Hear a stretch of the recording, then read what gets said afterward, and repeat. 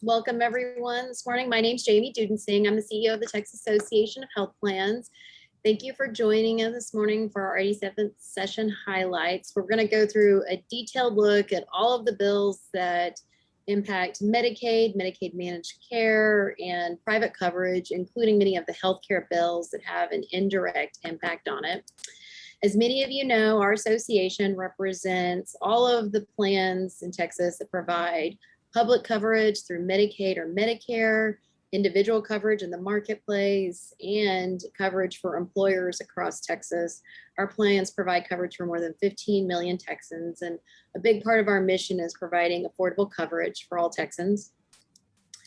Today, joining me, I've got a lot of my team, but in the meantime, I did want to mention our entire team that we have that work on advocacy, and I have all of our phone numbers here and our email addresses for you. But to going through the slides today, I've got Lori Van Hoos, who's our policy director. Lori, you want to say hi? Hey everyone, thanks for joining us today. And Jason Baxter and our Director of Government Relations, and Melissa Eason, our regulatory counsel, who are going to go through all of the slides that impact the private market employer-based coverage. Jason? Hi, how's everybody doing?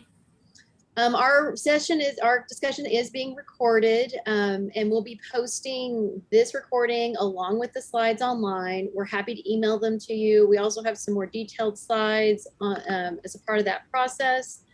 But if you need any additional information, we're happy to get that for you. The other thing that we released yesterday that I want to make sure you're all aware of is our session highlights guide. Many of the bills plus more that we're going through today are all in our guide, and just to kind of give you an idea, it provides a detailed summary of all of the healthcare legislation that was passed this session. Like I say, not just Medicaid managed care and private coverage, but things like telemedicine and those pieces. So it will give you a really detailed look at all of the healthcare bills in one place. All right. As I mentioned earlier, big part of our work this session was pushing for solutions for affordable, high quality coverage for all Texans. We did include our session guides from the beginning of session, so you can see many of the issues that we supported and advocated for at the beginning of session, along with our policy pages for you to all see from this session. All right, so now that we're getting started, and before I pass it off to Lori and Jason, I'm going to go through the top 10 things that we really thought everyone should know. One, the state budget included fully funding Medicaid, except for cost growth, which is pretty normal on this piece. It fully funded it for this current biennium. There wasn't a shortfall, and ensures that clients and Medicaid clients have the services they need. Two, postpartum Medicaid coverage was expanded. They extended the current 2 months of coverage to 6 months, so an additional 4 months of coverage. Three, insulin copay caps were capped to $25 per prescription, and that included ERS and TRS, all employers and the individual market. The legislature created the Texas Cares RX program, which will allow uninsured individuals to get prescription drugs at the post-rebate discount amount, which can be substantially less. The legislature did create a number of alternative coverage, including the Texas Farm Bureau coverage and potentially the Texas Mutual coverage, which will provide alternative coverage outside of the insurance market and outside of insurance regulations. There was expansion of telehealth. They put in place many of the items that were orders during COVID-19. A big part of this was expanding telemedicine coverage for Medicaid families. 7, they did pass a gold carding mandate bill, which means that doctors who achieve 90% of their prior authorizations will no longer have to have prior authorizations in place. 8, they did carve the Healthy Texas Women's Program out of fee-for-service Medicaid and into managed care. They created 3 new benefit mandates, all related to cancer screening, ovarian cancer, breast cancer screening, and colorectal cancer screening. And 10, they passed massive healthcare cost transparency legislation along with the establishment of an all-payer claims database. Now, before I turn it over to Lori and Jason and Melissa, I just want to remind everyone that if you do have questions as we're going, we have the Q&A box. You can also type your questions in the chat. If for some reason you do want to raise your hand and talk out loud instead of typing it in, we're also happy to do that. And we'll try to answer your questions as we're going, but if we need to, we can always come back to it. So please put your questions in Q&A as we're going. All right, Lori, do you want to get started? Yeah, good morning, everyone. So today we're going to do kind of high-level overview of some of the Medicaid legislation that passed, including the budget. We're going to look at women's health. Also, there were quite a few bills that implement Medicaid reforms and program improvements. And we've got them linked there. We're going to do high-level overview, but the guide that Jamie links to in the PowerPoint gives you a lot more detail. And then also you can link to the actual bill here if you need to look at them some more. Also, there were a couple mental health bills we'll talk about, some bills that impact eligibility, and then some bills that impact and create new Medicaid provider types.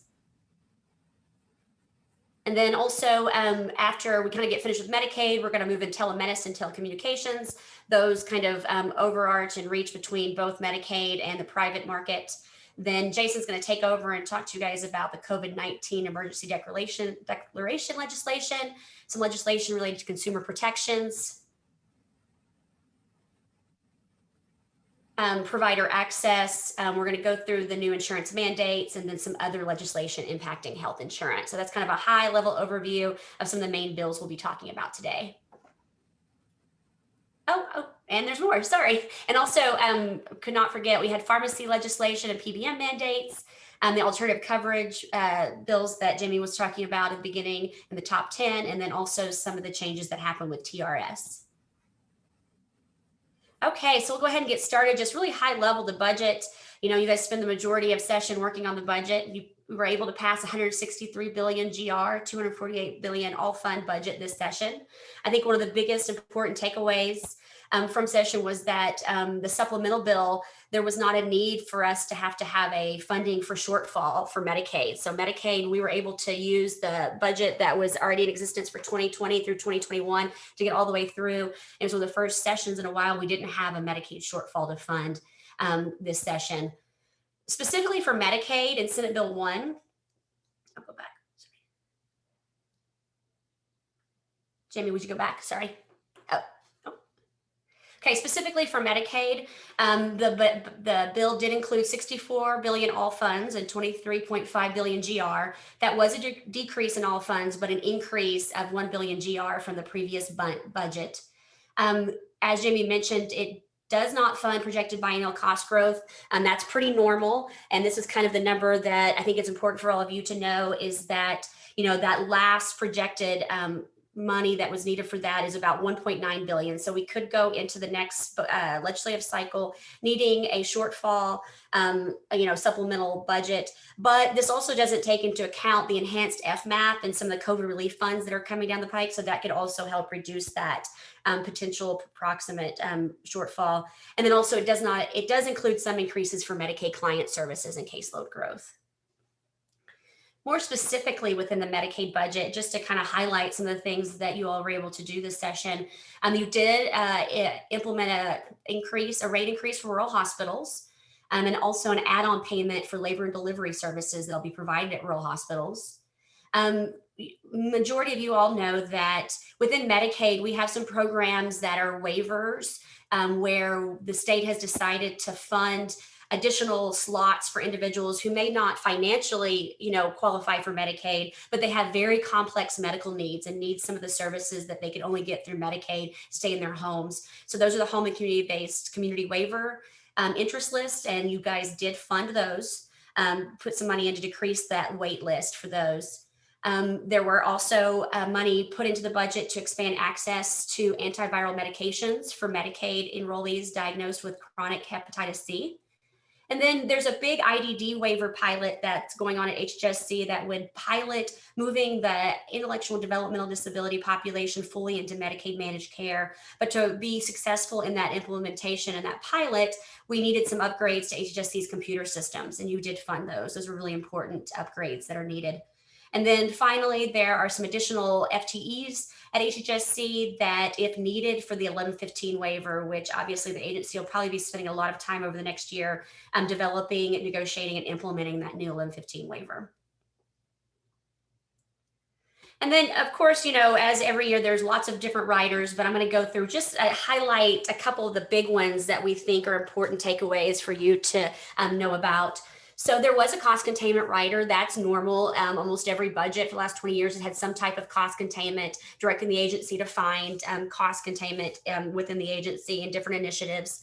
So this one was a 350 million GR, and the agency is directed to look at reducing fraud, waste, and abuse, look at different implementing different Medicaid efficiencies, increasing utilization of telemedicine, applying for a waiver for institutes of mental disease, which will allow us to get federal funding for that. So the agency will be charged with trying to find funding through those different initiatives. Also this session, a new rider that was added, Rider 27, is a Medicaid efficiency rider. And what this does is it looks at ways to improve the Medicaid program and create additional efficiencies. And a lot of this really has to do with, we've moved the majority of our clients into Medicaid managed care, but we're operating still kind of in a fee-for-service environment. So this tries to update some of that by streamlining the enrollment process and credentialing process that providers have to go through to participate in Medicaid. Clients still have to sit in fee-for-service before they can get into managed care. There's this layover in this time period, and it's really because of computer systems. So look at automatically enrolling clients to managed care on day one. Moving away from paper waste and looking at electronic provider directories, and then really modernizing communication with clients and texting with Medicaid clients. Another big issue I know everyone heard a lot about during session was the autism benefit. The legislature went ahead and clarified your intent that you want the agency to implement that no later than February 1st, 2022. And then Rider 42, this is a really cool model. I encourage you guys to take a deeper look at. It's called Emergency Triage, Treat, and Transport. It's something that's going on in Medicare right now and something that we've wanted to see as a Medicaid benefit. So the budget does direct the agency to implement this model. And what it does is it allows an ambulance provider to treat a client in place at their home via telemedicine and or transport them to the most appropriate setting. So what this hopefully does is reduce unavoidable ER visits and get people better care and long-term cost savings for the Medicaid program. So the agency will be implementing that over the interim. And then there was an Article 10 rider, Rider 5, that did not get vetoed, that stayed in, and it is an audit by the State Auditor's Office of managed care rates. Okay, so moving into the bills, House Bill 133, I'm sure a lot of you have heard about. This one was an important bill that actually will extend Medicaid coverage for pregnant women. So today, pregnant women only get coverage for 2 months following delivery. This will allow 4 additional months for a total of 6 months of postpartum coverage. And that'll be great because then that'll allow them to get some of the treatment that they need post-delivery and hopefully improve maternal health outcomes. The bill includes some other items that should also help improve quality of care for women in the Medicaid program, and that's the Healthy Texas Women's Program. They're going to make the managed care organizations responsible for that program. What happens is when a woman delivers, she loses her Medicaid, then she has to go through the process of enrolling and getting the Healthy Texas Women's Program. That's a great program, but it's delivered via fee-for-service, and there's not a lot of help for these women in that program. So by putting them into managed care, they'll have the support of the health plan. They'll get to stay with their health plan in between pregnancies, and we're hoping that'll help improve continuity of care and ensure these women continue to get the care they need when they're not on this traditional Medicaid program. And then also transitions another program called Case Management for Children Pregnant Women. These clients are already in Medicaid. This would allow the MCOs, the managed care organizations, to be responsible for their case management. This is kind of an antiquated program that was created when these clients were in fee-for-service and we needed a way to get them case management. We can do that in managed care now. And also at the bottom of our slide, just wanted to point out, we do link to our testimony and some of our slide decks and just our documents on these bills if it'll help you with some more information. Okay, House Bill 2658 was a pretty big bill. It kind of became the Medicaid omnibus bill where a lot of different bills were put into it. And it has a lot of different things that'll help improve the program and create additional efficiencies. One item is continuous eligibility. What this means is that instead of children that are eligible for the program having to have their eligibility checked every single month after that 6-month period, they'll be able to have 2 consecutive periods of eligibility. This will help ensure eligible clients are able to stay on Medicaid for a full year. A big provision that was also added to this bill was adult dental benefits.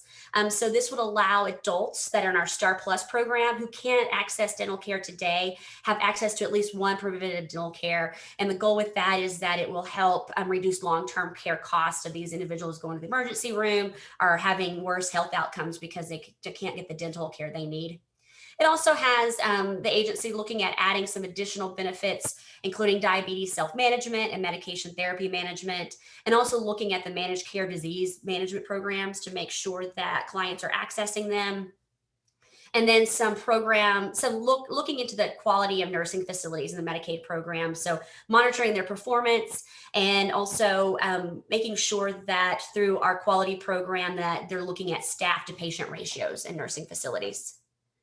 Lori, we had a question about continuous eligibility applying for all Medicaid enrollees. I believe it only applies to children. Yes, that's correct. Sorry, I should have put that. It's for children. Yes. For everyone under the age of 18. Yes. Good question.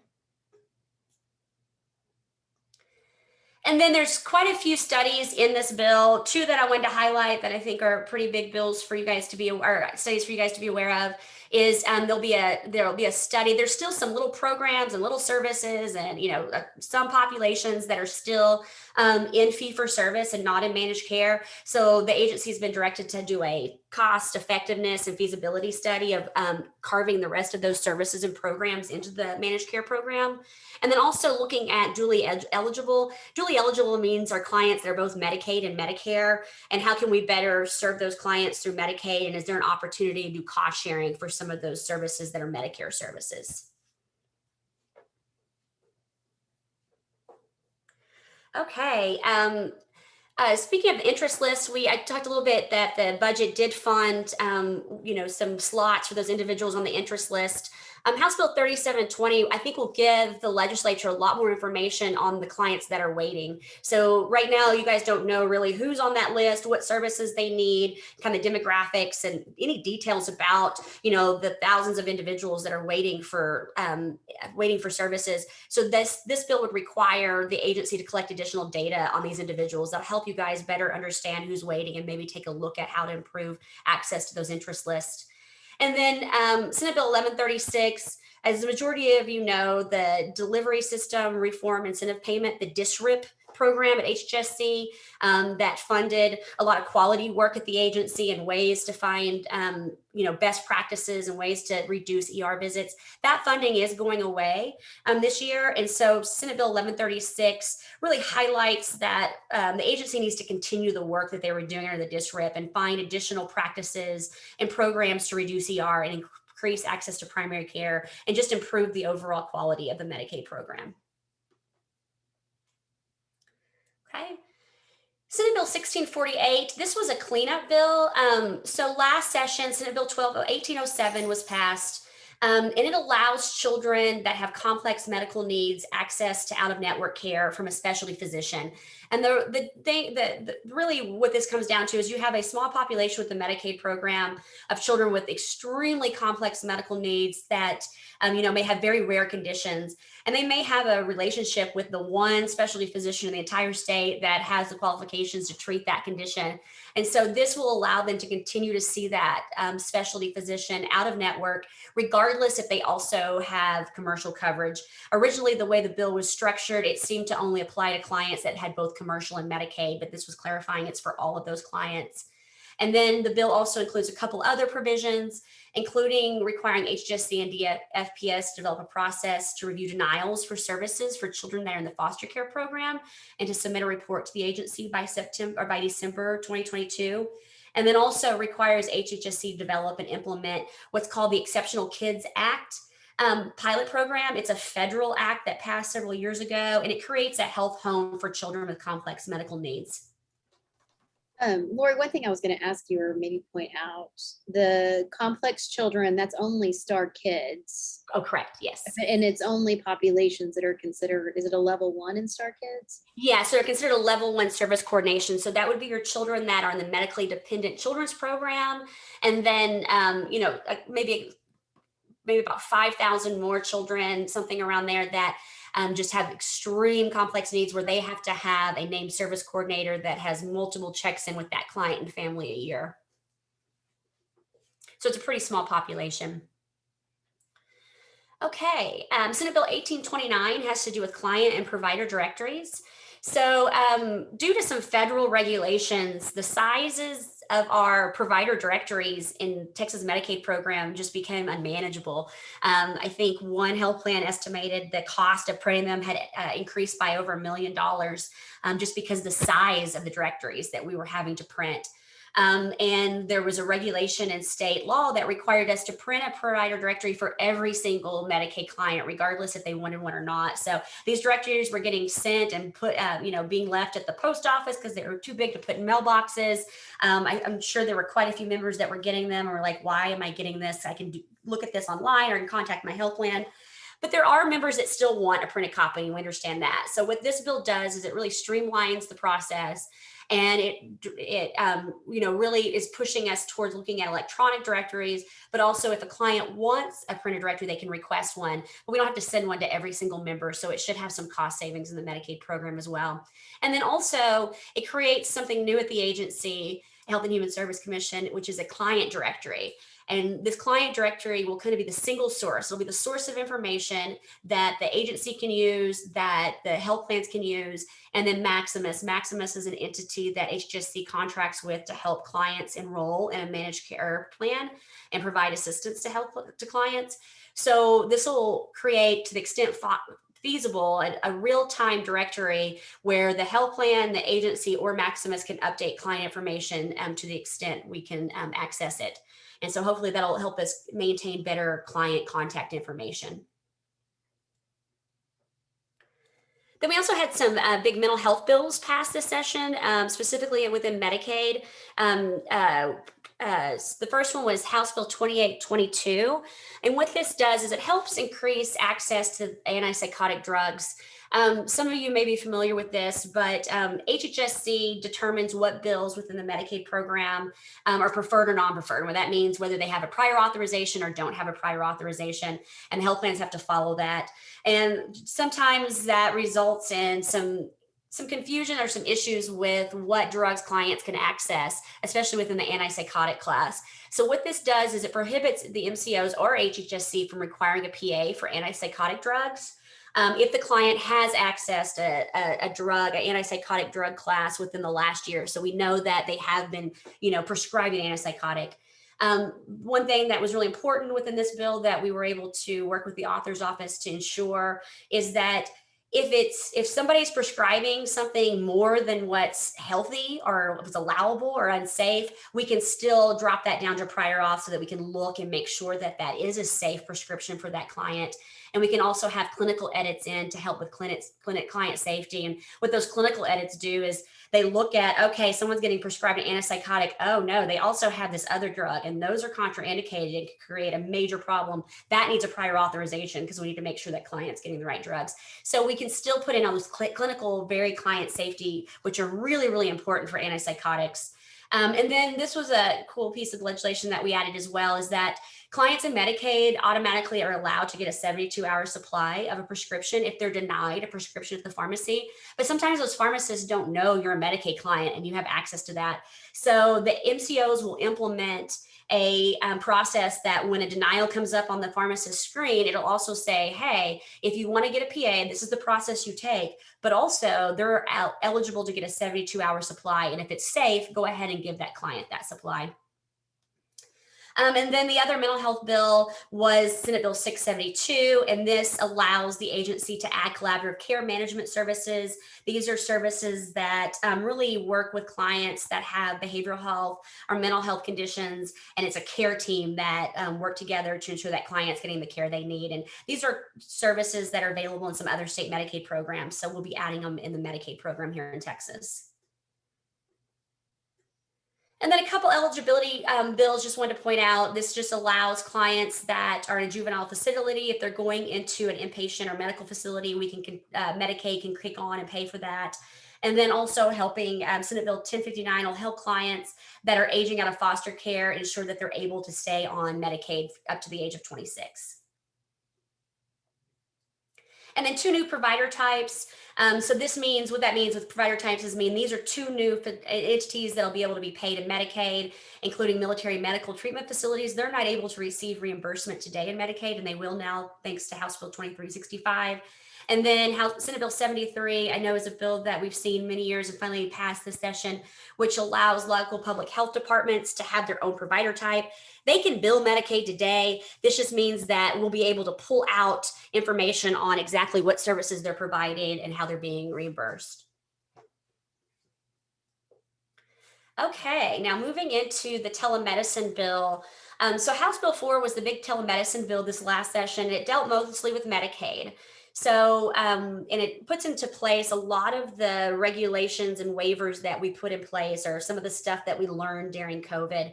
So it allows MCOs to conduct an assessment and service coordination activities using telecommunication to the extent it's appropriate for the client. So during COVID, we couldn't go into clients' homes. So our nurse service coordinators go into clients' homes and they conduct assessments to see what kind of services and supports that those clients need.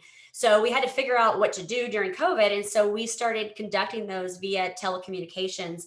And a lot of clients really liked that. Really liked having that ability to do these assessments, because sometimes these assessments can take many hours.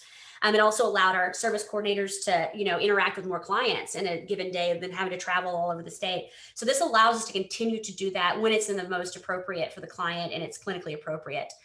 It extends also the ability for rural health clinics to be reimbursed for telemedicine, telehealth services. That was a waiver that we put in place during COVID, and it just really didn't make any sense. We weren't reimbursing those providers under Medicaid.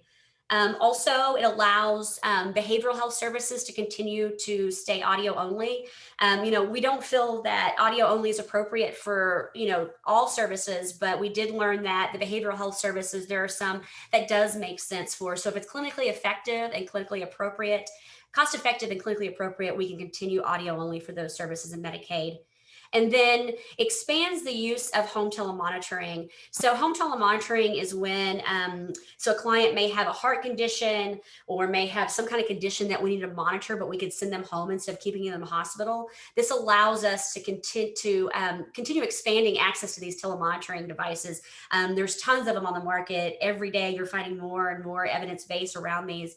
And right now in statute, there was some restrictions around who could access that and who we could pay for it. And so this allows the health plans to go ahead and continue to expand access to that as long as it's cost effective and clinically appropriate, regardless of those risk factors under the statute.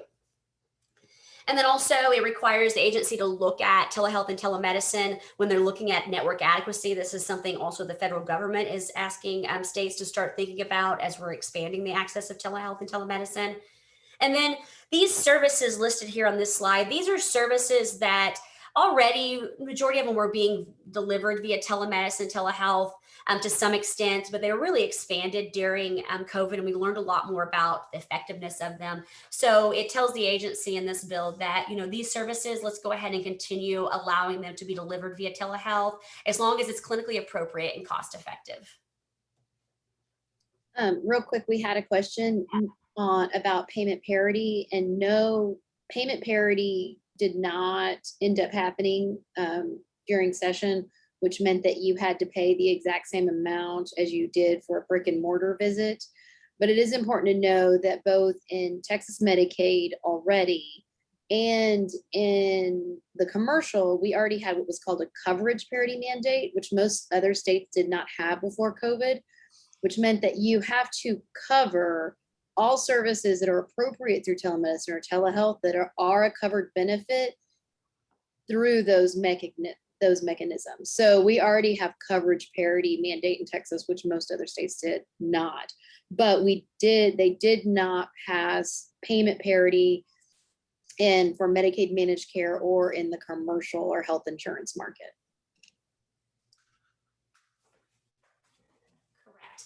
Okay, and then there was one really big, important piece in House Bill 4, but also in Senate Bill 1911. So we kind of combined them into one slide here for you.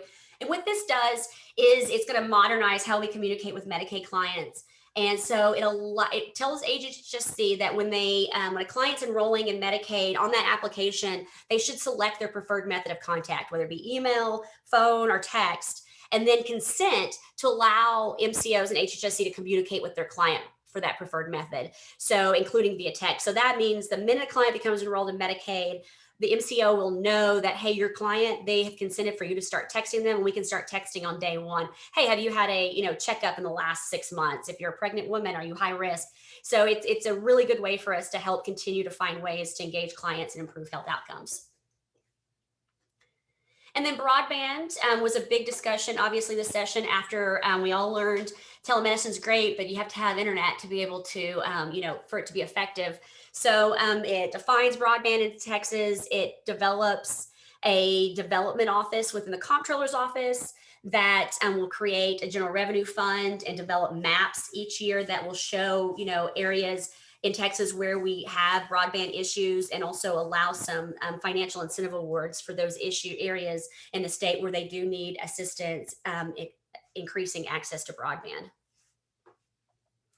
And then teledentistry was the other big telemedicine bill, and this was both Medicaid and commercial. So what it does is we learned during COVID which types of entities did not have access or did not have regulatory ability to conduct telemedicine, and dentists and dental hygienists were one of them. So it amends the current telehealth statute to allow to include that. It gives the Texas State Board of Dental Examiners authority to develop rules around this and determine kind of oversight and what it'll look like.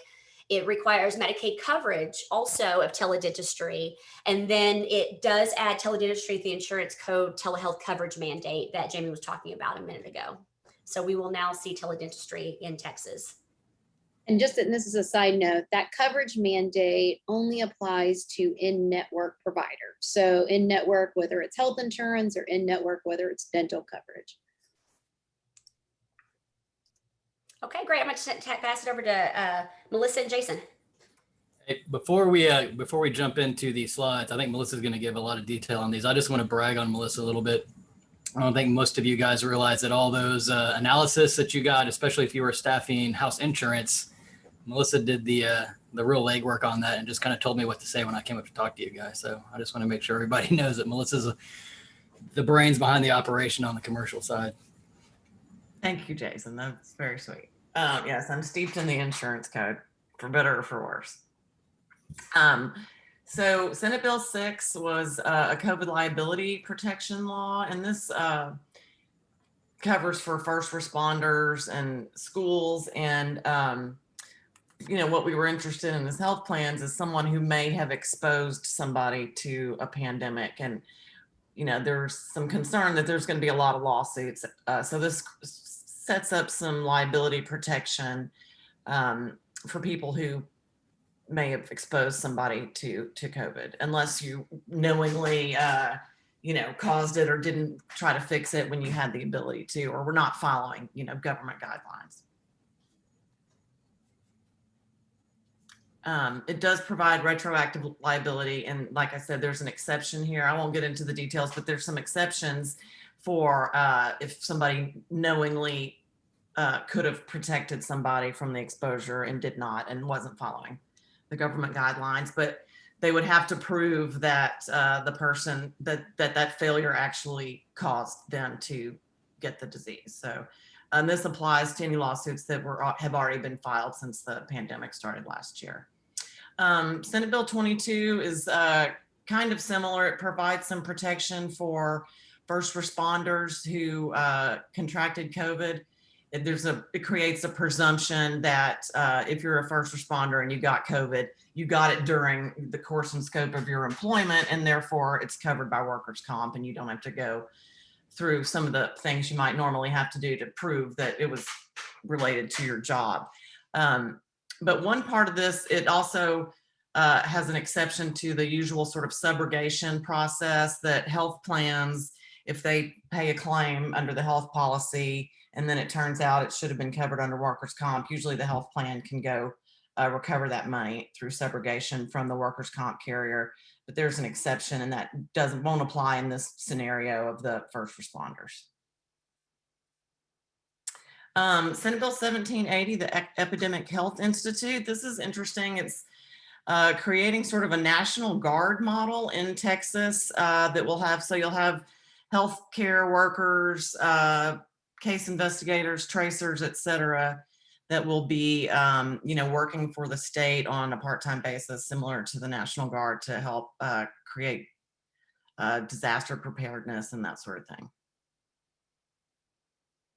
House Bill 1616, this is related to all the telemedicine that happened during the pandemic, and it was really helpful and was pretty successful, allowing Texas patients to see out-of-state providers. And this will allow out-of-state physicians a faster way to get their Texas license. The state will enter into this medical licensure compact with the other states that are in there, and it'll be a much faster process to get a Texas license.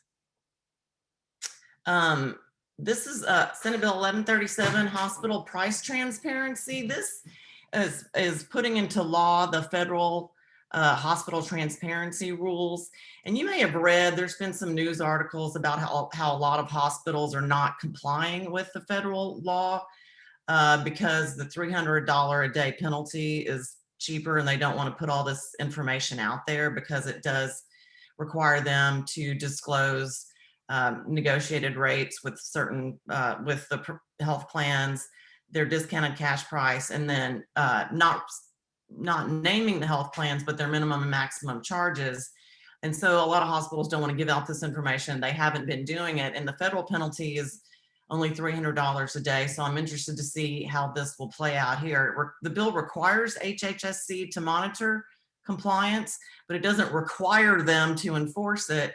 And the penalties under the Texas law are graduated $10 a day, $100 a day, or $1,000 a day, depending on how much, the $1,000 is only for hospitals that bring in over $100 million a year. So they may decide it's cheaper to ignore the Texas law too. So I'm interested to see how this will work and how HHSC will enforce this.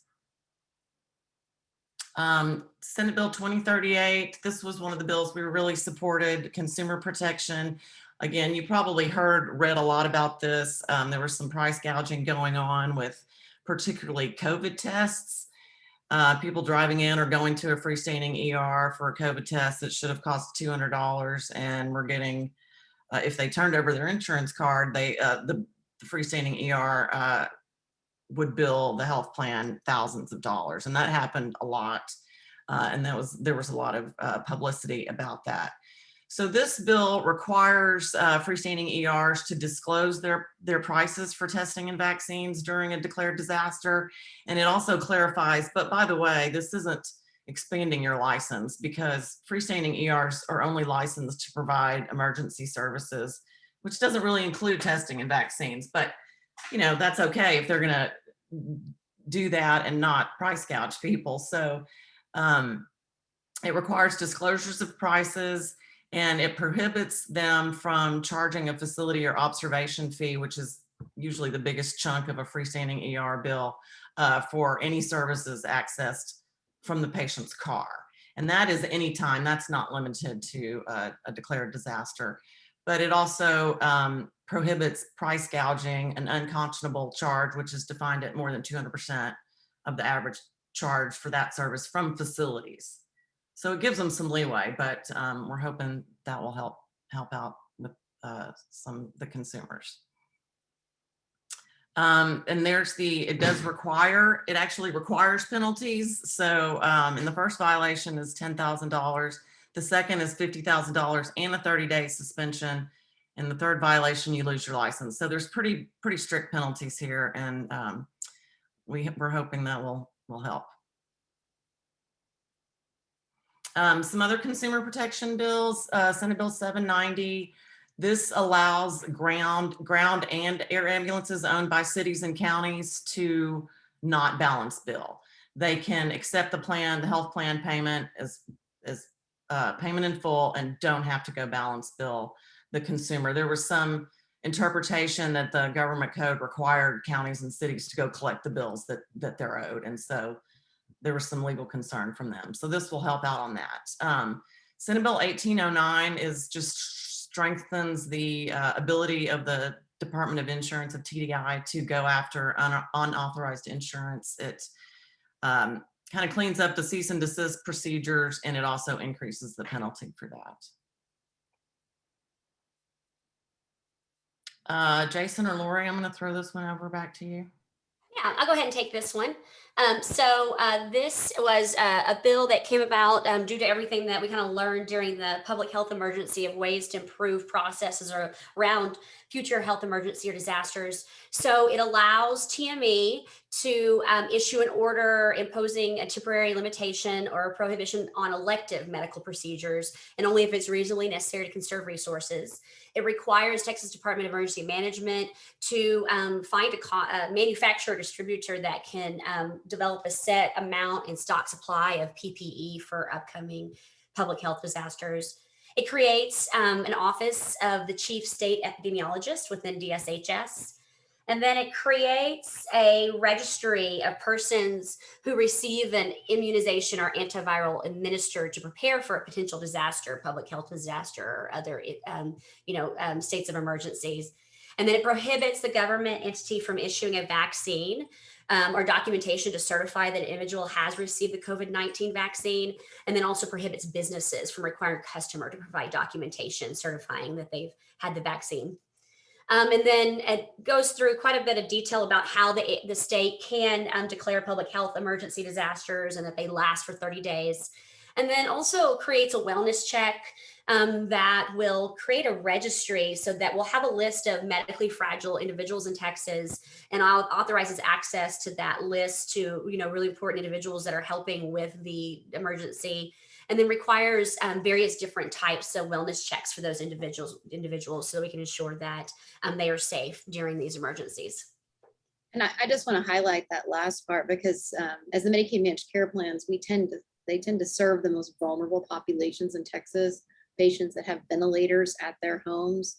And so in the past, anytime there was a hurricane, and of course during the winter storm, it is a huge problem making sure they're prioritized to get them to electricity so it doesn't negatively impact their health or put their lives at risk. So I want to talk about we found that this one's a huge deal for us on for what we've seen in the last 10, 20 years for making sure patients are safe.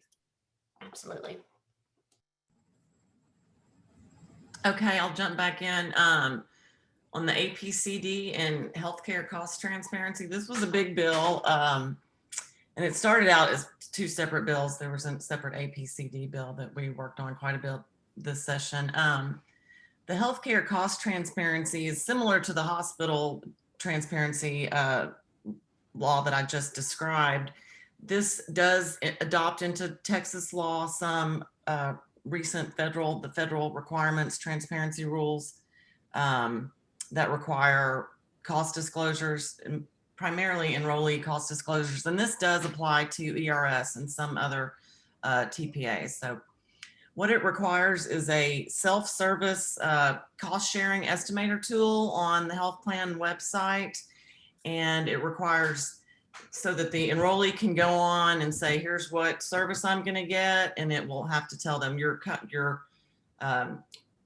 cost sharing amount, your coinsurance is going to be, this exact specific amount based on your plan and, what other claims you may have already had this year and where your deductible sits on that particular date. There's a requirement for machine readable files that health plans put these files out on their website so that anybody can go download them, and it has very detailed information with their network rates, out of network rates, and some pharmaceutical information. Now the Texas law in the bill, this piece is not required for health plans that are already required to comply with the federal law. So it's kind of the same thing. but they're already doing it. On the APCD, I think this is going to be a big deal, and it's, you know, probably something that'll be back next session, tweaking it, because it's going to be going on. You know, it's going to take a while to gear it up and get it going. But the idea is that there's going to be this APCD, this all payer claims database, and the Center for Healthcare Data at UT Health Science Center in Houston is going to administer it. It's going to be under TDI, but the Science Center is going to be basically running it. And so all health plans and TPAs, including ERS and TRS, this applies to them as well, will be submitting data to the center, to this APCD database for every claim that they pay, that they come in, that gets adjudicated. So for every service, every claim. Plans that are subject to ERISA are not required to submit data and participate, but they can choose to if they want. And then the center will take this information and put together useful reports and that will be released to the public on all kinds of health outcomes and health data. That's the whole idea behind this, is to, you know, improve health outcome. But information that's going to be available through that public access portal will not identify a specific patient. Obviously, that was the biggest concern, no PHI. But it also will not disclose specific providers or the benefit plan or the payer, the plan issuer. And that information is going to be confidential and not subject to open records. So I think people will be more willing to provide it. And Melissa, this also applies to Medicaid managed care. So Medicaid, yes, Medicaid managed care, but I think the idea, and tell me if I'm wrong, is that they're going to get the data from HHSC right, instead of directly from the health plans. correct, because the health plans already submit all of this to HHSC, but Right. the database Right. will HHSC use has it. this data for the Medicaid. To kind of plans. take this up to a higher level for everyone, what you see in other states, the all payer claims database, is this idea of having, you know, both healthcare cost data, prices data, what's negotiated data out there on common healthcare services, and then for the same data to be used to study trends. So if you're looking at prices increasing or costs going up or certain services with utilizations changing, the Health Science Center at Houston would now be able to create these studies, look at this, in addition to providing this transparency of information available publicly through this process. And they're Right. going to be independent. They're going to use a stakeholder advisory group to help them make these decisions.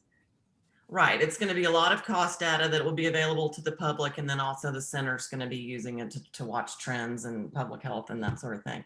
And so there's going to be a stakeholder advisory group put together with somebody from Medicaid, TRS, ERS, and then the center's going to add 12 more. And it's 2 health plan representatives, 2 physicians, 2 hospitals, 2 business representatives, and then some experts on economics, private medical privacy, et cetera. And there is some federal money available, which I think was part of the impetus for this bill, that the feds are saying, hey, states, if you want to do this, these APCDs that meet these certain criteria, we'll help you do it with some money. New benefit mandates, Jamie mentioned at the beginning. They're all related to cancer screenings, the ovarian cancer screening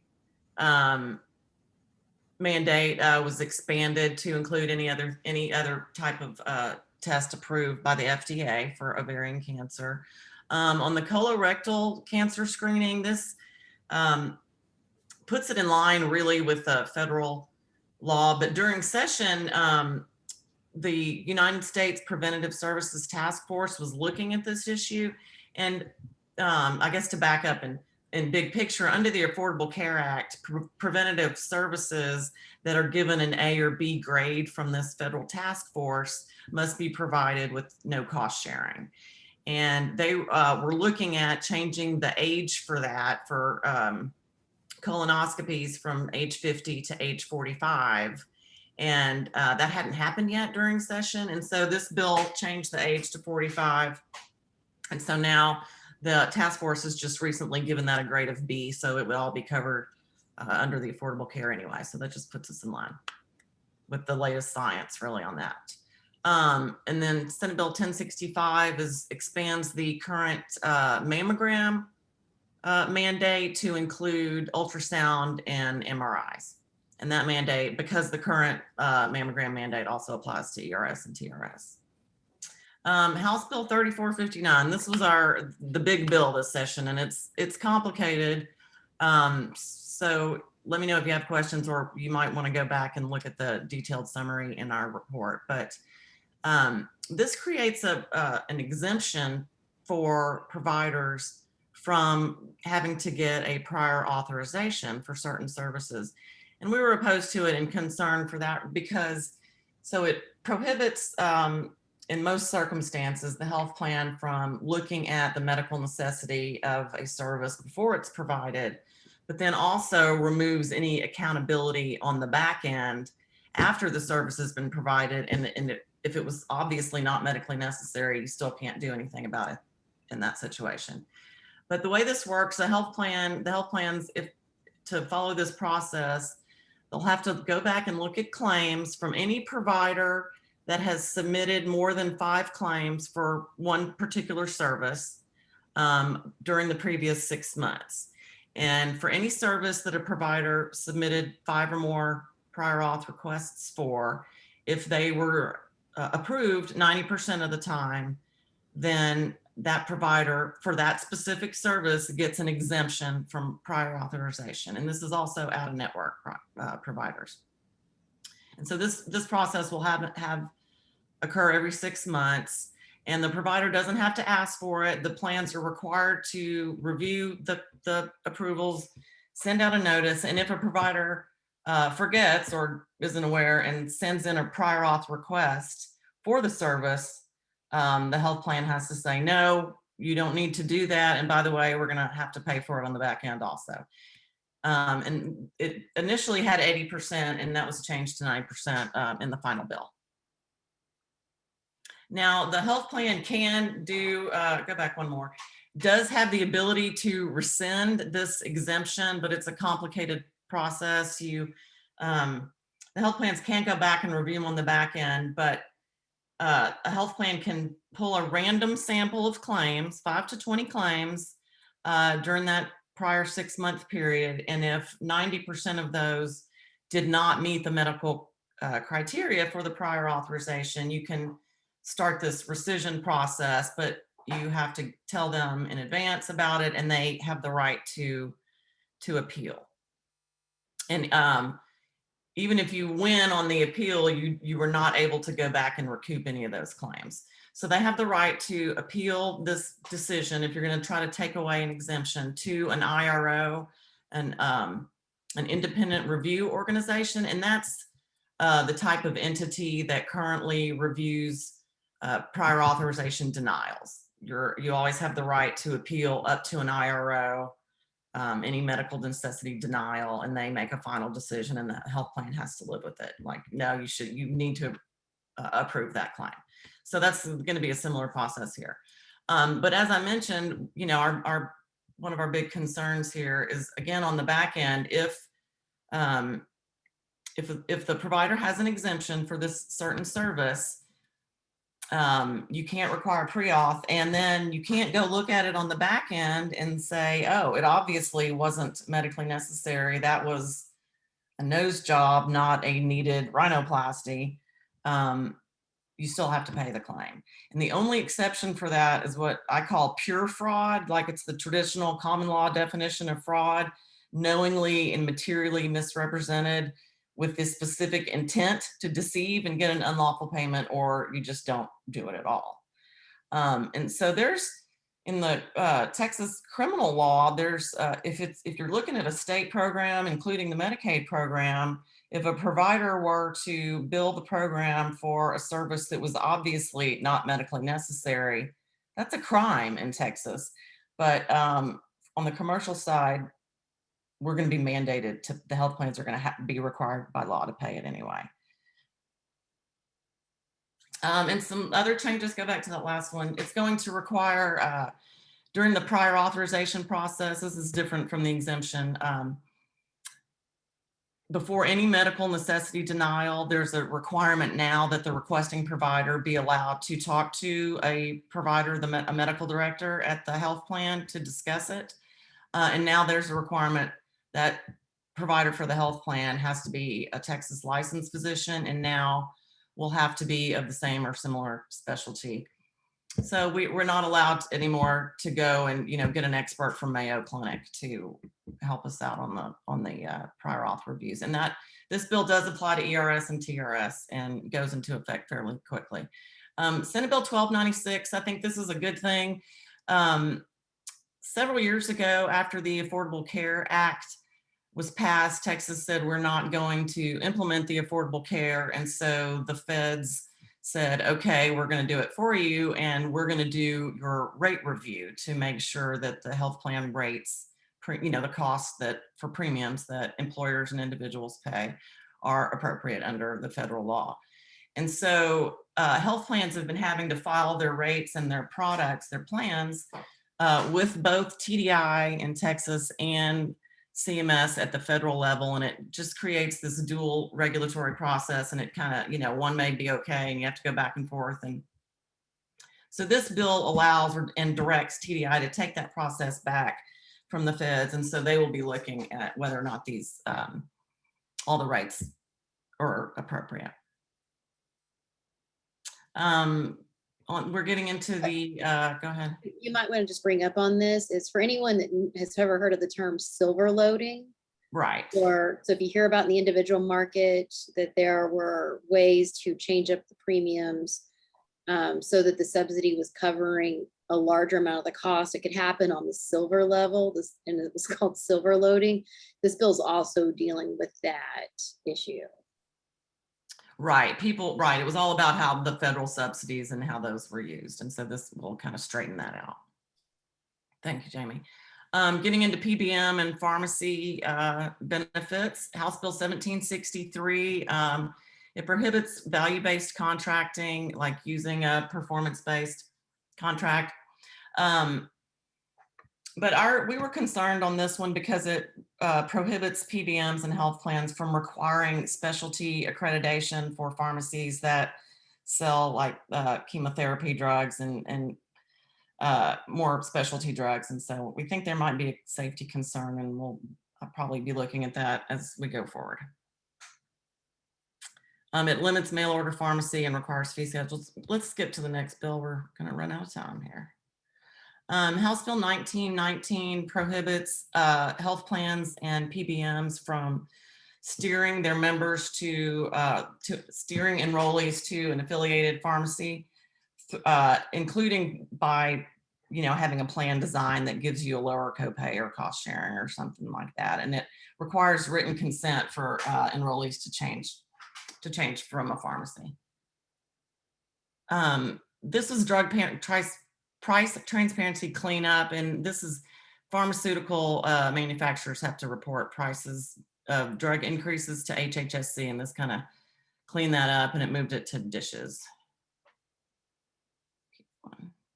There were several insulin copay cap bills filed this session, and this is the one that passed, and it limits cost sharing for a 30-day per prescription for insulin to $25. But it only applies to insulin in a plan's formulary, but you have to have insulin in your formulary so that the plans can get it. And that applies to ERS and TRS also. Alternative coverages, there were several of those that were filed this session. 2 of them passed the farm bureaus. And so a nonprofit farm bureau can offer coverage that is not regulated by the state to its members.